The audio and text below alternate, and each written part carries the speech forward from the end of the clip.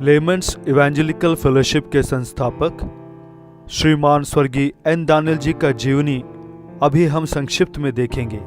इनका जन्म 1900 ईस्वी में आंध्र प्रदेश के गोदावरी नदी के तट पर स्थित अमलापुरम नामक एक गांव में श्रीमान स्वर्गीय वीरस्वामी के परिवार में हुई, जो उस जमाने का एक संपन्न और एक कट्टरवादी हिंदू परिवार था।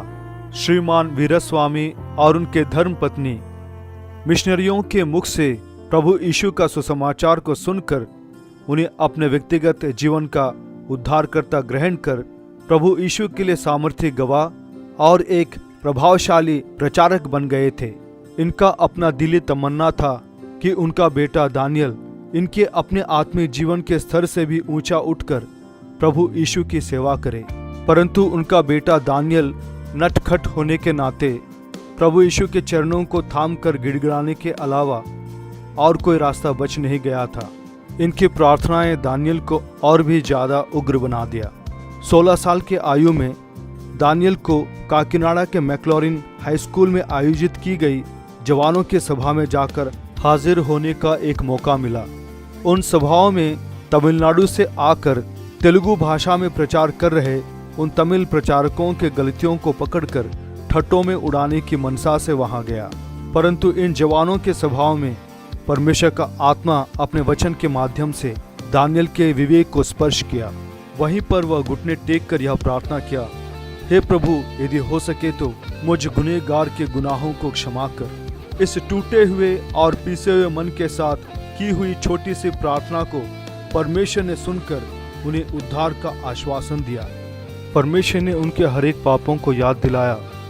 तब उन्होंने जहाँ कहीं अपने विवेक और हृदय को शुद्ध करना था और चीज़ों को लौटानी थी, उन्होंने लौटाया।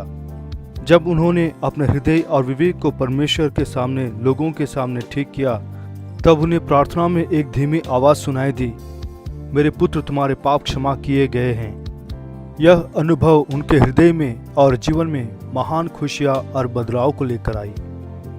तब से लेकर उनके जीवन में एक महान भरोसा और महान सामर्थ्य कार्य करने लगी। इनके जीवन में आई यह महान बदलाव लोगों को दिखने लगा। तब से लेकर वे प्रार्थना करने और परमेश्वर का वचन को मनन करने में लग गए। इंसान से परमेश्वर बातें करने का अनुभव को वे पाना चाहे हैं। इस कारण वे अपनी प्रार्थनाओं में अक्सर यूं प्रार्थना किया करते थे, हे प्रभु, तू कल और आज एक समान रहने वाले परमेश्वर हैं। मुझे मदद कर कि इस पीढ़ी में प्रमाणित करूं कि आप जीवित और बातें करने वाले परमेश्वर हैं। जब वे इस तरीके से प्रार्थना करने में और परमेश्वर के वचन को पढ़ने में मग्न थे, उनके अंदर पवित्रता के लिए महान जागृति उत्पन्न हुई और वे यूसुफ के समान जीने का, प्रथम ईस्वी के मसीहत को देखने का और अपने जीवन में कम से कम एक दिन अपने उद्धारकर्ता प्रभु यीशु मसीह के समान जीने की इच्छा से वे विभोर हो उठे। अपने इंटरमीडिएट के पढ़ाई के दौरान नोबल कॉलेज में पढ़ाई कर रहे थे।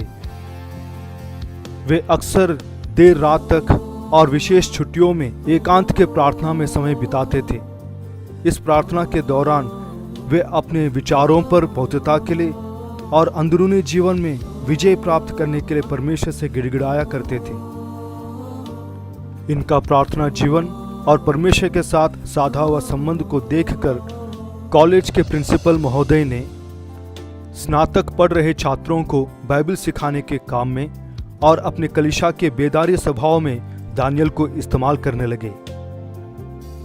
अपने उच्च पढ़ाई के लिए श्रीमान दानियल जी तमिलनाडु के ट्रिची नामक जगह पर बिशप हीबर यूनिवर्सिटी में दाखिला लिए। यूनिवर्सिटी के छात्रावास में रहकर वहां के कई छात्रों को वे प्रभु यीशु मसीह के उद्धार के मार्ग पर लेकर आए। इस दौरान श्रीमान दानियल जी का मुलाकात अपने जमाने के महान संत साधु सुंदर सिंह जी के साथ हुई। साधु सुंदर सिंह का जीवन इनके आत्मिक जीवन पर अत्यधिक प्रभाव को डाला।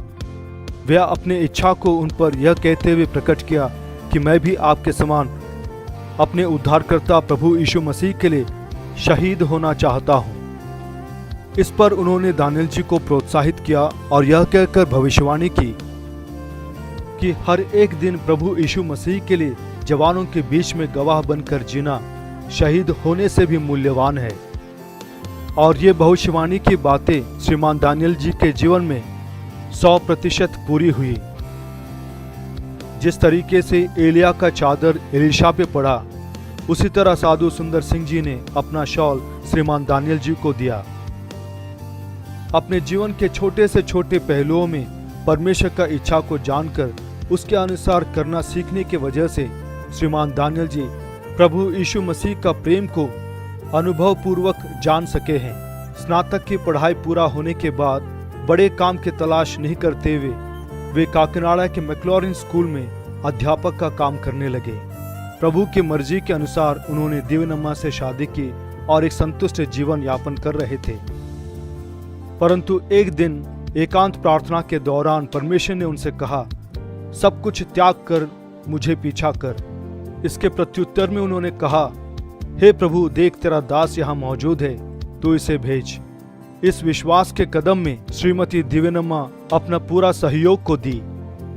परमेश्वर के सिद्ध अगुवाई के अनुसार वे 1935 जुलाई 15 तारीख को चेन्नई शहर जाकर लेमेंस इवेंजेलिकल फेलोशिप का स्थापन किए और अपने जीवन को पूरी तरह प्रभु यीशु मसीह के हाथों में समर्पित किए।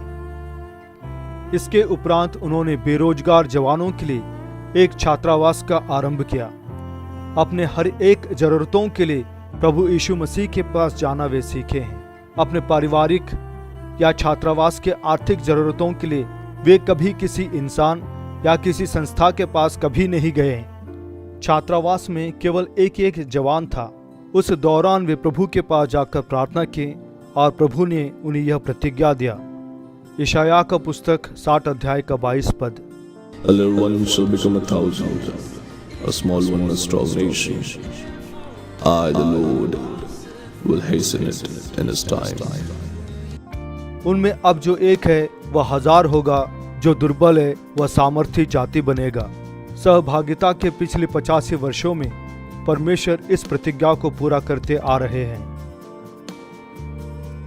बेदारी 1942 से लेकर उन्होंने कई जागृति सभाओं को अलग अलग कलीसियाओं में आयोजित किया। उन जगहों में और कलीसियाओं में महान जागृति फूट निकली। वह इतना प्रभावशाली रहा कि लोग पवित्र आत्मा के अधीन में आकर अपने पापों के लिए गिड़गिड़ाकर रोते हुए प्रार्थना करते थे। यहाँ तक कि गिरजाघर के फर्श भी आंसुओं से भीग गए। बेदारी की लहर इस हद तक था कि स्त्री, पुरुष, जवान और बुजुर्ग अपने पापों के लिए गहराई से पश्चाताप करते हुए अपनी गलतियों के लिए एक दूसरे से क्षमा मांगकर अपना हृदय और विवेक को परमेश्वर और लोगों के सामने ठीक करते गए। यहाँ तक कि कलीसियाओं के बुजुर्ग और याजक भी अपने पापों को खुलेआम अंगीकार करते हुए पश्चाताप करने लगे। और साम्यवादी सिद्धांती, नास्तिक और चोर और डकैत अपने पापों को खुलेआम अंगीकार करते हुए पश्चाताप करने लगे और चोरी के चीजों को लौटाने लगे।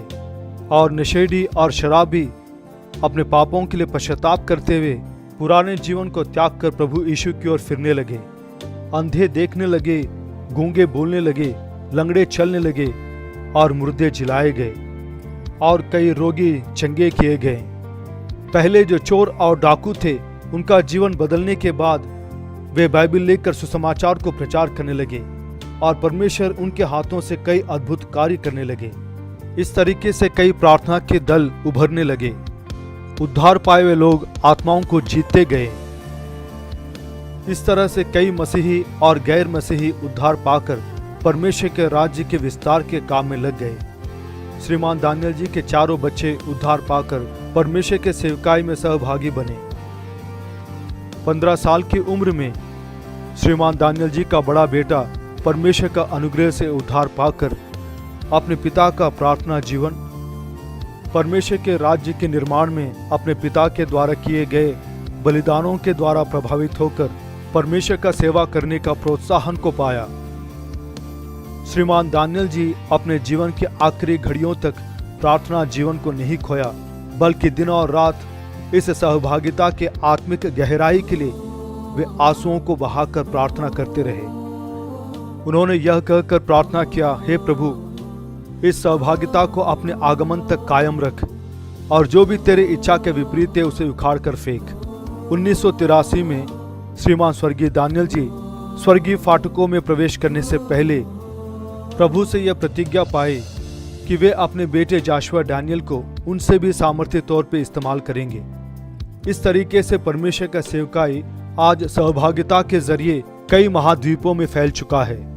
वर्तमान में कई प्रचारक, कई मेडिकल मिशनरीज और कई परमेश्वर के लोग परमेश्वर के द्वारा सामर्थ्य तौर पे अलग अलग महाद्वीपों में इस्तेमाल किए जा रहे हैं। आज इस सहभागिता के जरिए परमेश्वर का वचन टेलीविजन के माध्यम से, रेडियो के माध्यम से, किताबों के माध्यम से और इंटरनेट के माध्यम से कई लाखों लोगों तक पहुंचाई जा रही है। For I will pour water upon him that is thirsty, and floods upon the dry ground. I will pour my spirit upon thy seed, and my blessings upon thy offspring. परमेश्वर के इन महान कार्यों को सुन रहे और देख रहे आप जो कोई भी क्यों ना हो, जिस परमेश्वर ने यह प्रतिज्ञा की, जो तुम में एक है वह 1000 होगा और जो दुर्बल है सामर्थी जाति बनेगा।